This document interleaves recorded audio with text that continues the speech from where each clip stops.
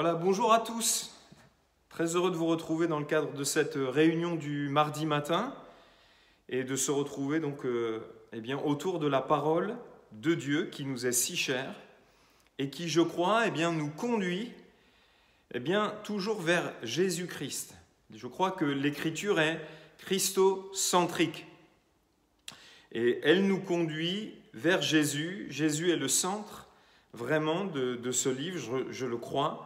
Alors je vous invite à faire une lecture avec moi qui, je l'espère, vous encouragera et nous montre aussi l'œuvre de Jésus-Christ dans 2 Rois chapitre 13 verset numéro 14. 2 Rois chapitre 13 verset numéro 14. Il est écrit ceci: Élisée était atteint de la maladie dont il mourut. Et Joas, roi d'Israël, descendit vers lui, pleura sur son visage et dit: mon père, char d'Israël et sa cavalerie. Élisée lui dit: prends un arc et des flèches. Et il prit un arc et des flèches. Puis Élisée dit au roi d'Israël: bande l'arc avec ta main.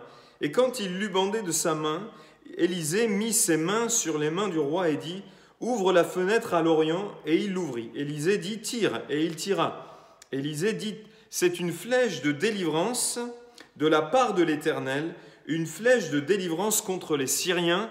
Tu battras les Syriens à Aphek jusqu'à leur extermination.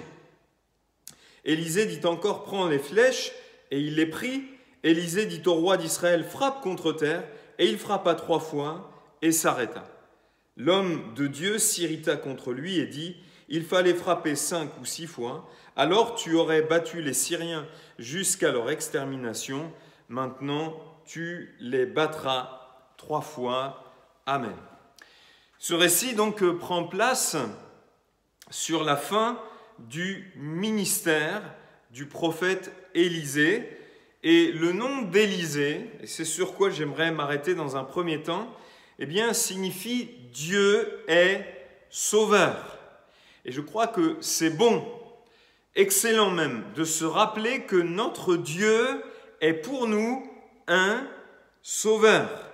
La Bible dit dans le psaume 34, verset 7, « Quand un malheureux crie, l'Éternel entend et il le sauve de toutes ses détresses. » Et dans ce même psaume, au verset 19, il est écrit ceci: « L'Éternel est près de ceux qui ont le cœur brisé et il sauve ceux qui ont l'esprit dans l'abattement. » Dans l'hébreu, le verbe hébreu qui a été traduit donc par sauver, c'est yasha.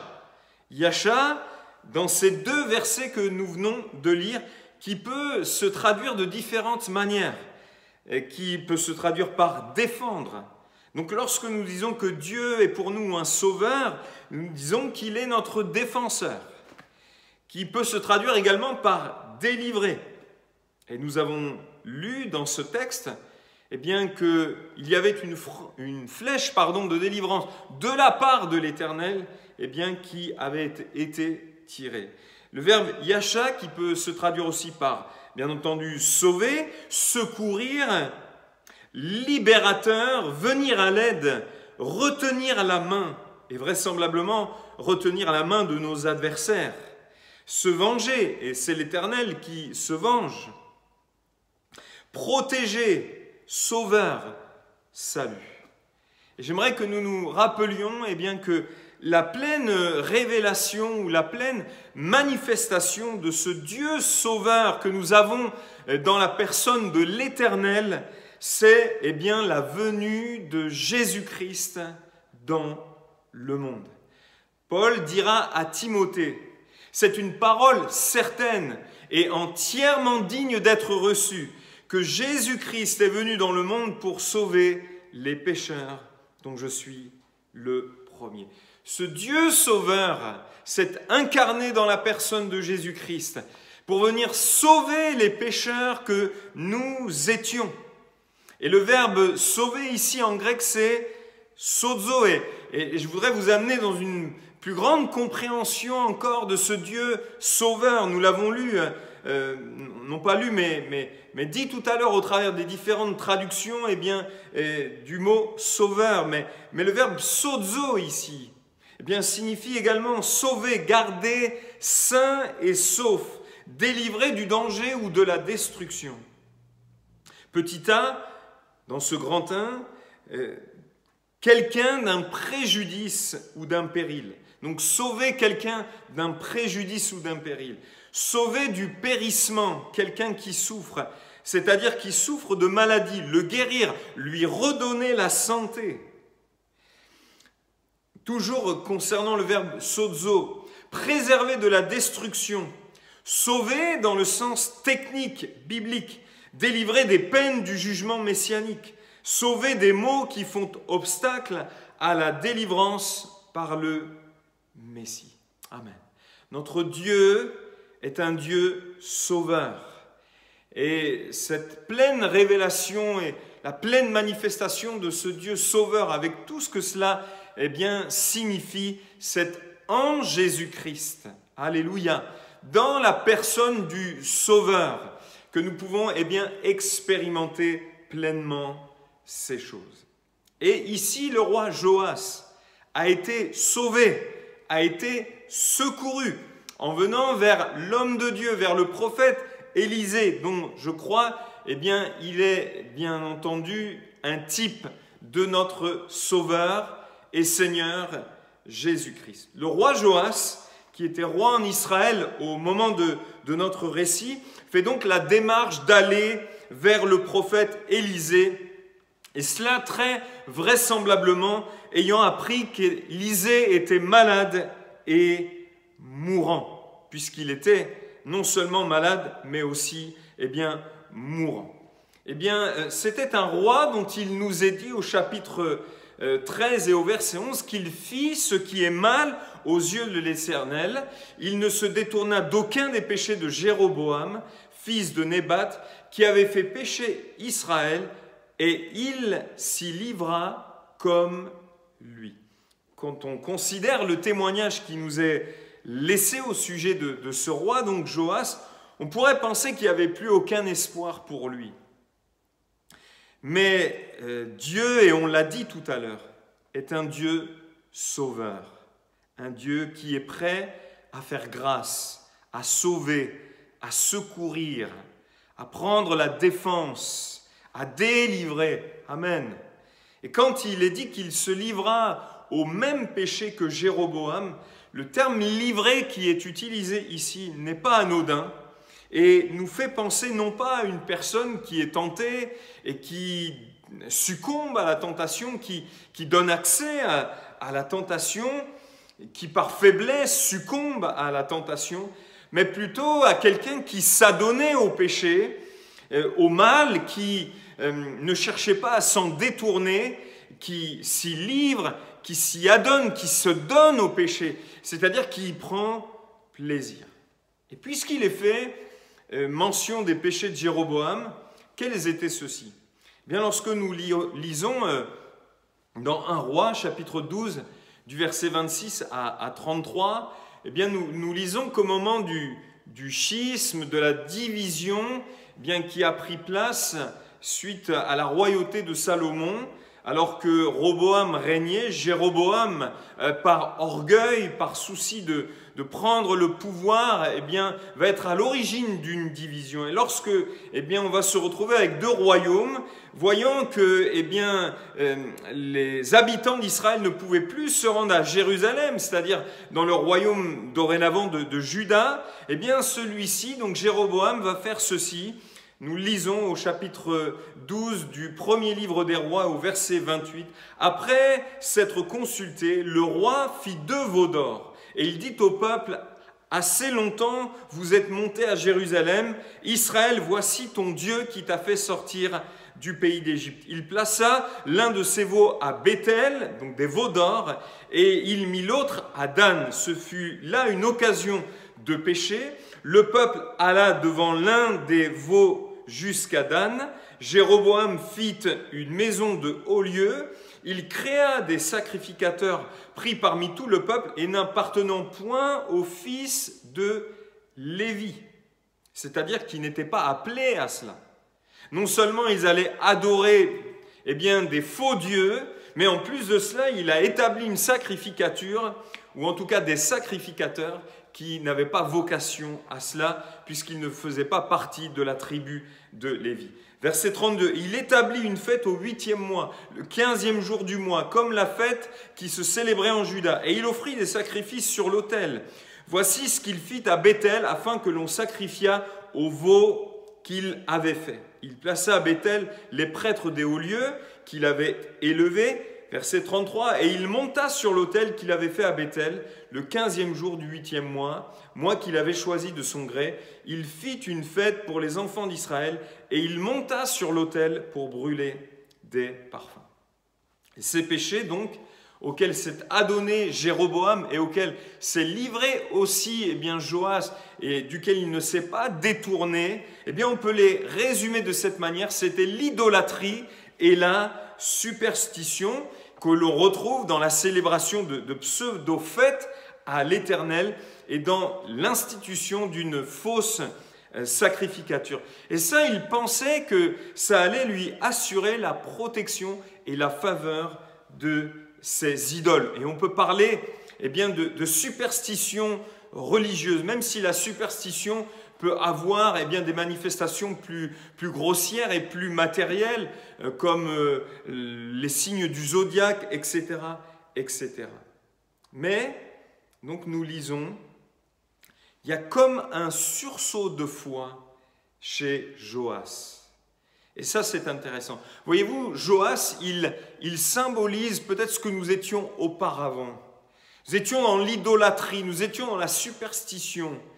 Mais peut-être que, devant les difficultés qui étaient là dans notre vie, devant les problèmes, devant, les guerres, entre guillemets, auxquelles nous devions faire face, devant les difficultés auxquelles nous étions confrontés, dans la détresse même qui était la nôtre, il y a eu comme un sursaut de foi peut-être dans nos vies et nous sommes venus vers l'homme de Dieu, entre guillemets, ou l'homme de Dieu par excellence, Jésus. Mais ici, donc, on voit que Joas, descend vers Élisée en pleurant. Ces larmes, je crois, expriment, la repentance. On peut, le penser. Et toute sa déclaration met en évidence qu'il réalise que les idoles de Jéroboam et celles qu'il a adorées, ne sont d'aucun secours dans la détresse qui est la sienne face à l'ennemi qui est là et qui n'a qu'un seul souhait, venir à bout de Joas et le mettre à mort. La Bible nous dit dans Jérémie 2,11, « Y a-t-il une nation qui change ses dieux, quoiqu'ils ne soient pas des dieux ? Et mon peuple a changé sa gloire contre ce qui n'est d'aucun secours. » Les idoles ne sont d'aucun secours.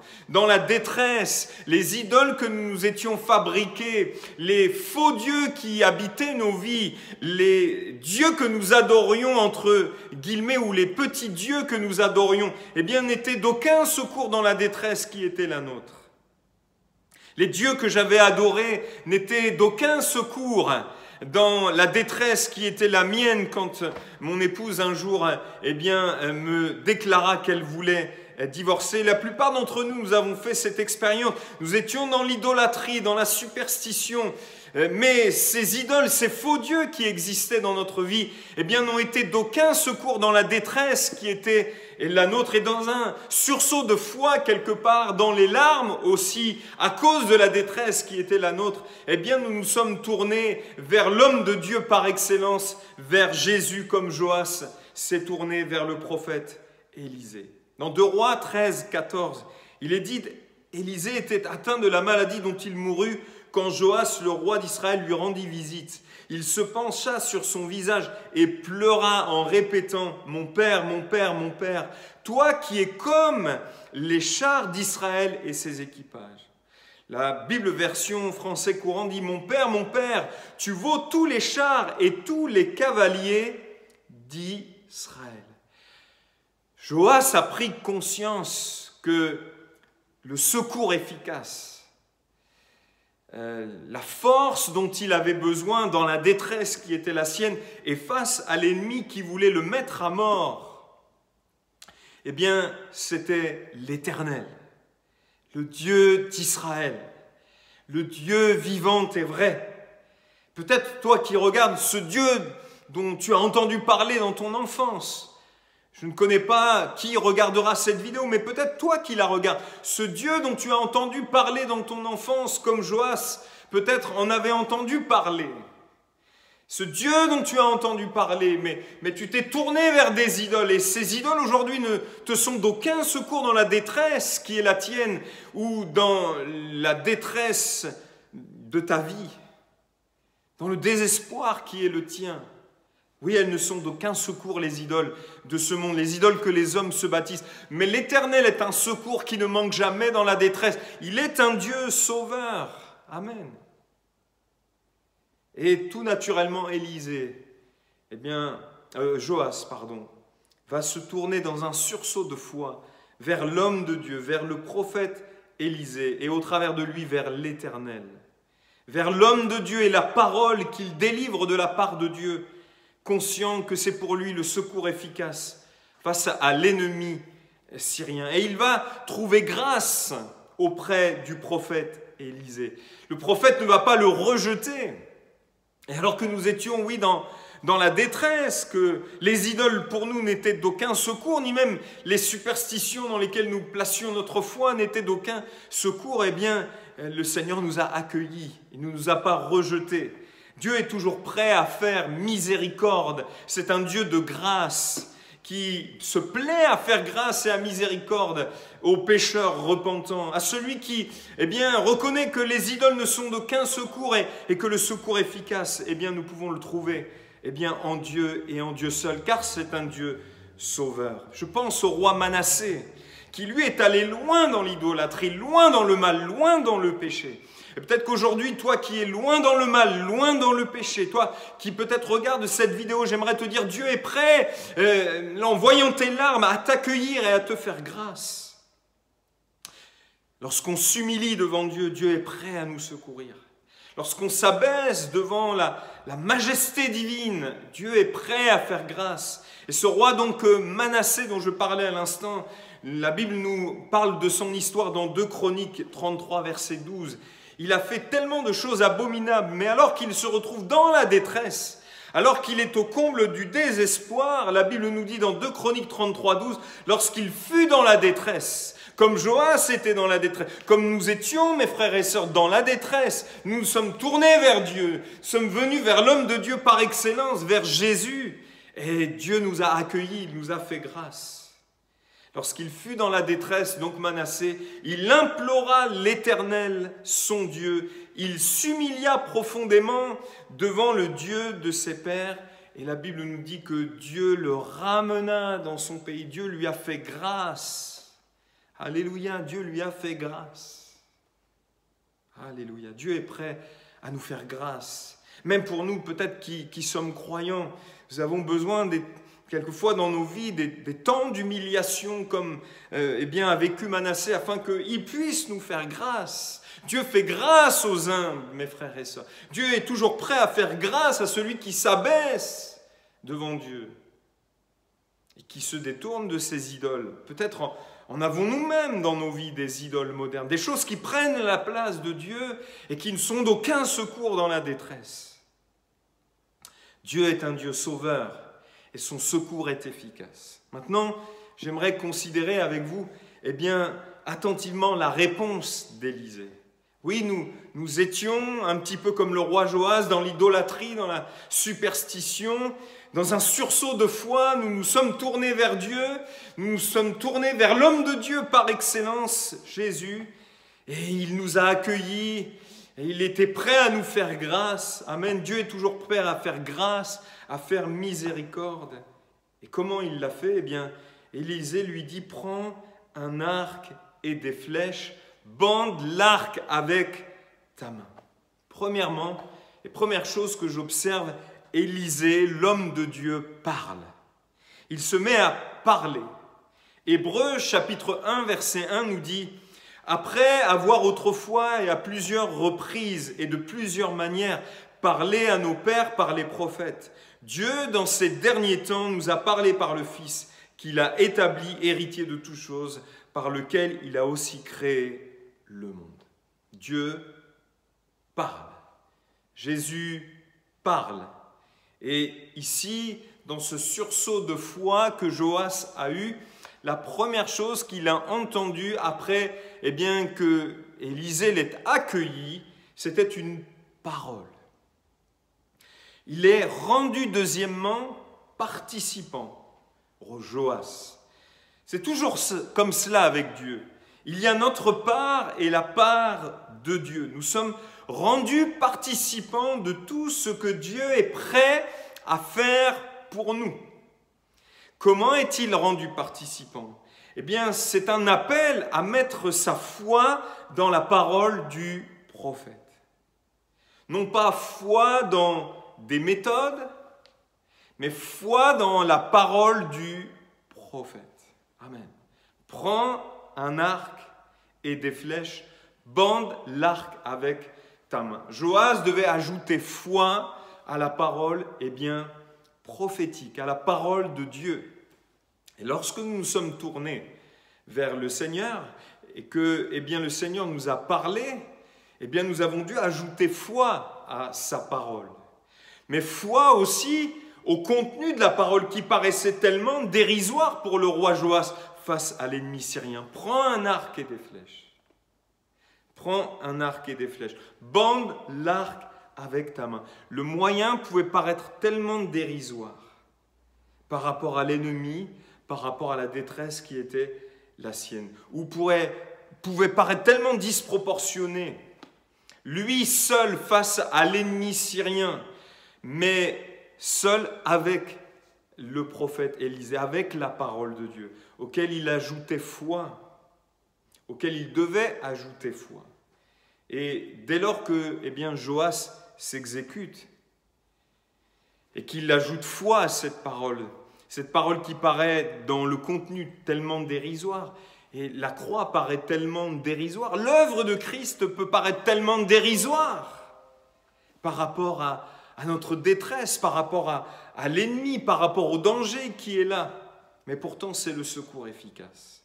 Alors, dès lors que Joas s'exécute, Élisée met ses mains sur les mains du roi. Des mains mourantes, parce que rappelons-nous qu'il était atteint de la maladie dont il mourut. Des mains mourantes, des mains sans doute flétries, des mains sans doute abîmées par le temps. Et voilà, ces mains me font penser tout simplement aux mains du Seigneur Jésus-Christ. Ces mains percées, ces mains qui viennent se superposer, me parlent aussi d'une association avec l'acte de foi du roi Joas. Dès lors que nous mettons foi dans la parole de Dieu, dès lors que nous mettons foi dans ce qu'elle contient, dès lors que nous mettons foi dans l'œuvre de Christ, il y a comme une association qui est faite. Nous sommes comme associés à son œuvre. Il y a comme une superposition qui se fait. C'est comme si l'œuvre de Christ venait nous couvrir quelque part. Et Joas donc devait ouvrir la fenêtre, maintenant toujours sur la direction de la parole prophétique, et tirer une flèche en direction de l'Orient. C'est-à-dire en direction premièrement du camp de l'ennemi, en territoire ennemi. Au temps biblique, c'était une pratique pour déclarer la guerre à un adversaire. Et c'était aussi, par ce geste, manifester l'anticipation de la victoire. Et Joas dira, et Élisée lui dit, c'est une flèche de délivrance de la part de l'Éternel contre les Syriens. Tu battras les Syriens à Aphek jusqu'à leur extermination. Cette flèche de délivrance, elle est venue se planter sur le territoire ennemi. Et cette flèche de délivrance, c'est la croix de Christ. C'est sa résurrection, c'est son ascension au ciel, c'est Christ et son œuvre. C'est là la flèche de délivrance qui a été tirée, mes frères et sœurs, dans le camp de l'ennemi. Et le prophète qui parle de cette manière prophétise quelque part. La Bible nous dit dans 1 Pierre chapitre 1 verset 11, eh bien qu'il prophétisait au travers de l'esprit de Christ qui les habitait déjà. Et quelque part ce texte nous oriente, nous amène à nous tourner vers Jésus, à ce qu'il a fait pour nous. Amen.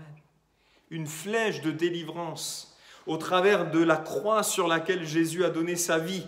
Une flèche de délivrance a été tirée dans le camp de l'ennemi au travers de l'œuvre de Christ, sa mort, sa résurrection, son ascension, sa glorification. Il y a, mes frères et sœurs, réalisons-le, une flèche de délivrance, alléluia, qui a été tirée, qui a été plantée dans le camp de l'ennemi, de notre adversaire, de tous nos ennemis, je dirais même. Nous lisons certains textes de la parole de Dieu dans Colossiens chapitre 1 verset 12. « Rendez grâce au Père qui vous a rendu capable d'avoir part à l'héritage des saints dans la lumière, qui nous a délivrés. » La Bible dit « Il nous a délivrés de la puissance des ténèbres et nous a transportés dans le royaume du Fils de son amour. » Premier texte. Une flèche de délivrance tirée vers l'Orient, là où se trouvait l'ennemi. En territoire ennemi est venue se planter une flèche de délivrance. Mes frères et sœurs, réalisons la portée de ce texte au travers de l'œuvre de Jésus, de la croix, de la résurrection, de l'ascension. Eh bien, une flèche de délivrance a été tirée dans le camp de l'ennemi. Amen. Et il nous a délivrés de la puissance des ténèbres et nous a transportés dans le royaume du Fils de son amour. Romains 7, 24. « Misérable que je suis ». Pourquoi il dit cela, l'apôtre Paul? Il a le désir de faire le bien, mais il ne fait pas, et il a le désir, de faire le bien, et il ne fait pas, et il fait le mal qu'il ne voudrait pas faire, excusez-moi. Et il dit, misérable que je suis, qui me délivrera du corps de cette mort, de cette loi de péché qui est en moi? Et il ajoute, grâce soit rendue à Dieu par Jésus-Christ, notre Seigneur. Il n'y a donc maintenant aucune condamnation pour ceux qui sont en Jésus-Christ. En effet, la loi de l'esprit de vie en Jésus-Christ m'a affranchi, m'a délivré de la loi du péché et de la mort. Amen. Là aussi, nous avons une mention de la délivrance. Il nous délivre par la loi de l'esprit de vie, de la loi de péché et de la mort. Il nous a transportés du royaume, il nous a délivrés de la puissance des ténèbres et il nous a transportés dans le royaume du Fils de son amour. C'est fait, c'est accompli. Il nous a délivrés de la loi du péché et de mort. Apocalypse 1, verset 5. Et de la part de Jésus-Christ, le témoin fidèle, le premier-né des morts et le prince des rois de la terre, à celui qui nous aime, qui nous a délivrés de nos péchés par son sang. Amen. Et puis Luc 1, 71. Un sauveur qui nous délivre de nos ennemis et de la main de tous ceux qui nous haïssent. Un sauveur qui nous délivre de nos ennemis. Au pluriel. Amen. Il y a une flèche de délivrance qui a été tirée dans le camp de l'ennemi, qui nous délivre de tous nos ennemis et de la main de tous ceux qui nous haïssent. Gloire à l'Éternel, gloire au Seigneur, parce qu'il a mis tout en œuvre. Qui a reconnu le bras de l'Éternel? Qui a mis tout en œuvre pour que nous soyons délivrés de tous nos ennemis et de la main de ceux qui nous haïssent. Oui, je termine bientôt par l'œuvre de Jésus, une flèche de délivrance de la part de l'Éternel, dit le texte. De la part de l'Éternel, qui vient de l'Éternel, a été plantée sur le territoire de tous nos ennemis. Amen. Et cela leur rappelle qu'ils sont vaincus. Gloire à Dieu. Cette flèche, elle demeure. La croix reste debout. Amen. La victoire de Christ, elle est acquise. L'ennemi sait qu'il est vaincu. Amen. Et nous n'avons pas à avoir peur de lui. Elle rend possible cette flèche de délivrance. Et je termine par cela. Et anticipe toutes nos victoires dans les combats que nous avons à mener, car nous sommes associés à cette victoire. Tu vaincras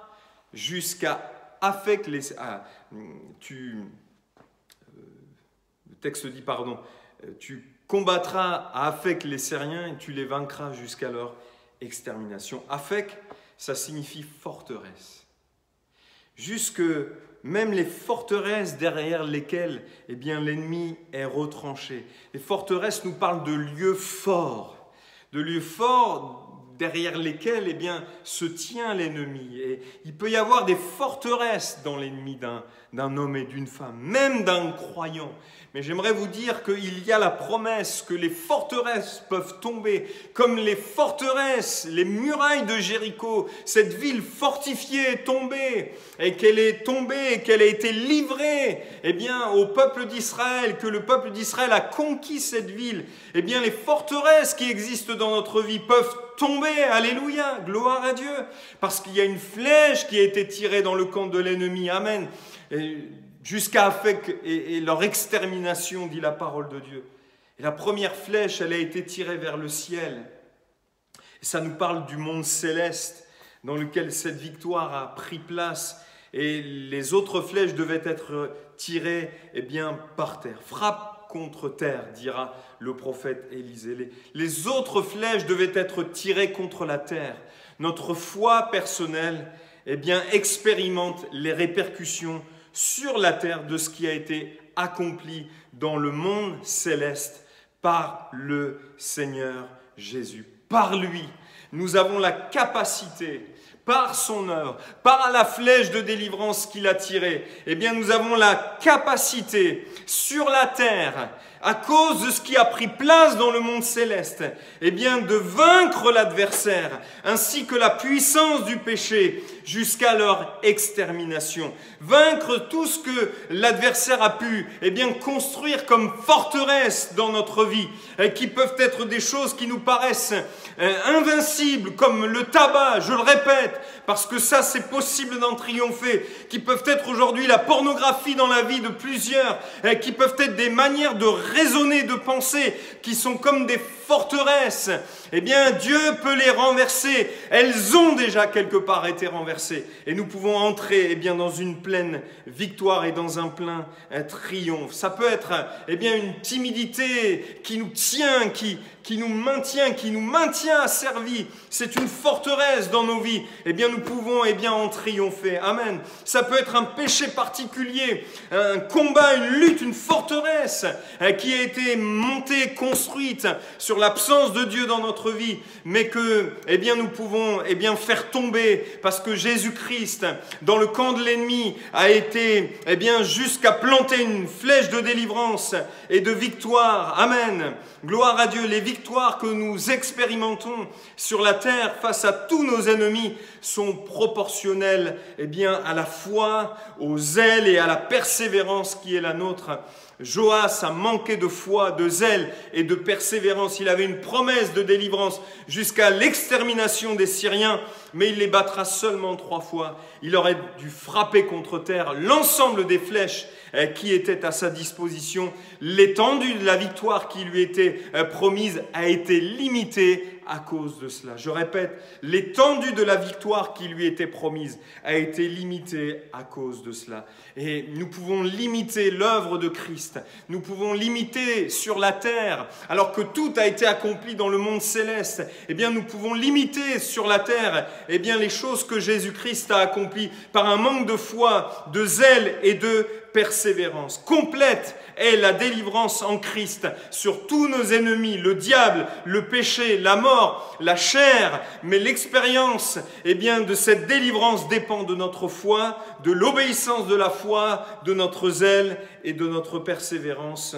comme lorsque les murailles de Jéricho sont tombées. Tu peux vivre pleinement toutes les victoires que Christ t'a acquises sur la terre. Il y a, mon frère, ma sœur, toi qui nous regardes, une flèche de délivrance et qui nous délivre de tous nos ennemis. Alléluia. Et nous pouvons entrer dans une victoire toujours plus grande à cause de notre foi, à cause de notre zèle, à cause de notre persévérance. Il vous sera fait selon votre foi, dit l'Écriture. Que Dieu vous bénisse. Père céleste, Tu as tout mis en œuvre par ton bras. Oui, qui a reconnu le bras de l'Éternel? Ton bras a mis en œuvre une flèche de délivrance qui a été plantée dans le camp de tous nos ennemis. Eh bien, nous pouvons faire l'expérience sur la terre de cette flèche de délivrance qui a été tirée dans le monde céleste, dans le camp de nos ennemis. Et je prie pour qu'en tant qu'Église, en tant que croyants, nous fassions toujours plus l'expérience grandissante de cette victoire que Christ nous a acquise, de ton bras qui s'est mis en œuvre pour que nous soyons victorieux sur la terre contre le diable, contre le péché, contre la mort, contre la chair. Seigneur, je prie que ces choses parlent à chacun de nos cœurs et que tu bénisses mes frères et sœurs dans le nom de Jésus. Amen. Que Dieu vous bénisse.